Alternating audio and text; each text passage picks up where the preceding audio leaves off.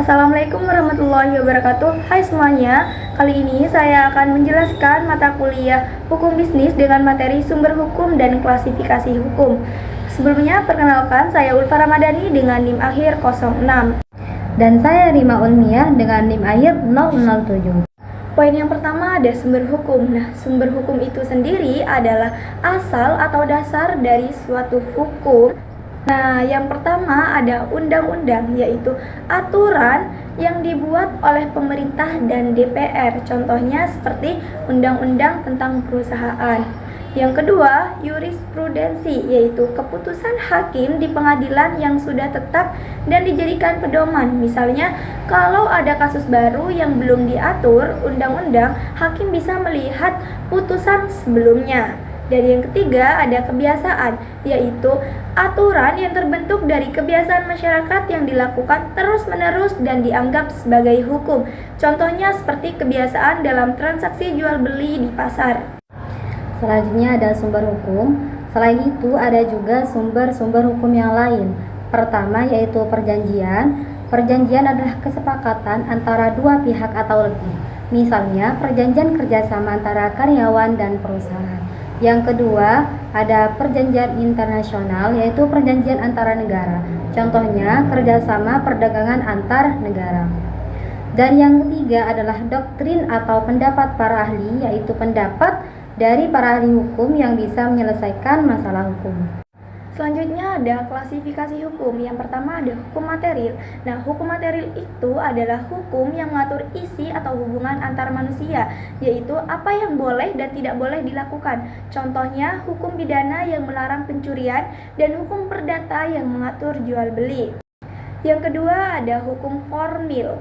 Hukum formil adalah hukum yang mengatur cara menegakkan hukum material, terutama dalam proses di pengadilan. Contohnya, misalnya prosedur mengajukan gugatan, jalannya sidang sampai keputusan hakim. Selanjutnya, klasifikasi hukum berdasarkan isinya. Yang pertama ada hukum umum. Hukum umum adalah hukum yang berlaku untuk semua orang tanpa terkecuali. Contoh, aturan lalu lintas yang wajib dipatuhi oleh semua orang. Yang kedua, hukum khusus. Hukum khusus hanya berlaku untuk kondisi atau pihak tertentu. Contohnya, hukum militer yang hanya berlaku untuk tentara. Selanjutnya berdasarkan campur tangan pemerintah. Hukum juga dibagi berdasarkan ada tindaknya campur tangan pemerintah. Yang pertama hukum private. Hukum private mengatur hubungan antar individu dan menyangkut kepentingan pribadi. Contoh seperti jual beli, sewa, dan utang piutang, termasuk hukum perdata dan dagang. Selanjutnya adalah hukum publik. Hukum publik mengatur hubungan antar negara dan masyarakat serta kepentingan umum. Contohnya seperti hukum pidana, tata negara, administrasi negara, dan hukum internasional. Selanjutnya ada hukum privat dan hukum publik. Nah, hukum privat itu adalah hukum yang mengatur hubungan antar individu dan berfokus pada kepentingan pribadi. Contohnya seperti jual beli, sewa, utang piutang, dan warisan. Jika terjadi masalah diselesaikan melalui hukum perdata. Nah, pemerintah itu tidak ikut campur langsung kecuali melalui pengadilan. Yang kedua ada hukum publik atau negara. Nah, hukum publik ini adalah hukum yang mengatur hubungan antara negara dan masyarakat serta kepentingan umum. Contohnya seperti hukum pidana, tata negara, administrasi negara, dan hukum internasional. Dalam hukum publik, pemerintah berperan langsung untuk menjaga ketertiban masyarakat. Istilah hukum bisnis. Nah, di slide ini kita akan membahas tentang istilah hukum bisnis. Hukum bisnis berasal dari business law, yaitu aturan yang mengatur kegiatan usaha seperti perdagangan, industri, dan keuangan. Tujuannya untuk memperoleh keuntungan, namun tetap ada resiko, sehingga perlu diatur agar berjalan dengan tertib dan adil. Contoh, misalnya aturan jual beli, kontrak kerjasama, dan penanganan penipuan dalam bisnis. Pengertian hukum bisnis menurut para ahli. Menurut Dr. Johannes Ibrahim, hukum bisnis adalah aturan yang mengatur dan menyelesaikan masalah dalam kegiatan usaha. Hukum bisnis berfungsi untuk mengatur, mengawasi, dan memberikan kepastian hukum agar semua pihak merasa aman.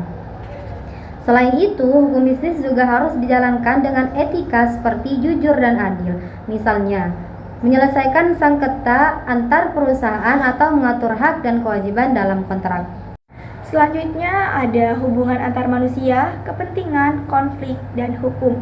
Nah, setiap manusia ini memiliki kepentingan seperti kebutuhan atau keinginan untuk mendapatkan keuntungan.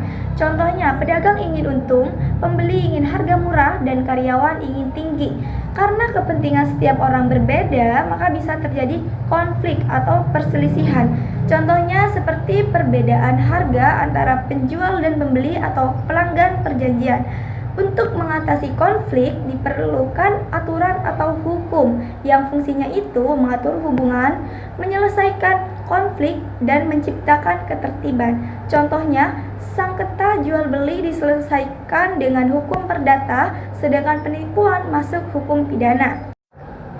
Subjek hukum adalah pihak yang punya hak dan kewajiban. Nah, di sini ada dua. Yang pertama manusia. Badan hukum seperti PT, koperasi, dan yayasan. Seseorang dianggap cakap hukum jika sudah dewasa, misal 21 tahun, dan tidak berada di bawah pengampuan. Contohnya, perusahaan bisa membuat kontrak karena termasuk badan hukum.